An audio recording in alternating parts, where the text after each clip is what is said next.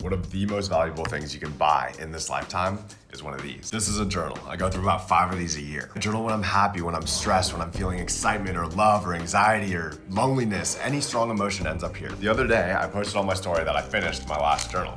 I got a lot of questions. People have been asking me, what's the right way to journal? Do I follow a structure? How do I start journaling? Should I journal about my negative feelings? In this video, I'm gonna break down how I journal, what I journal about, and a couple exercises that are really helpful for me. Nobody teaches you how to journal, but it has literally changed my life. And there is no right way to journal, but this is how I do it. First thing in the morning, when I wake up, I get my journal, I write out my intentions for the day, my gratitude list, and my dreams from the night before. My intentions help me set a framework for how I wanna go about my day. How do I wanna feel? How do I wanna carry myself? How do I want to experience my day? My gratitude list helps me stay in a positive mindset and retrains my brain to look for those positive things. And my dreams are honestly super crazy and super vivid every single night, so I like to write them down and kind of reflect on what they might mean or what messages about my life might be hidden in them. Last night, I had a dream that I was a gopher living on a prairie and I was playing dodgeball with a bunch of other gophers.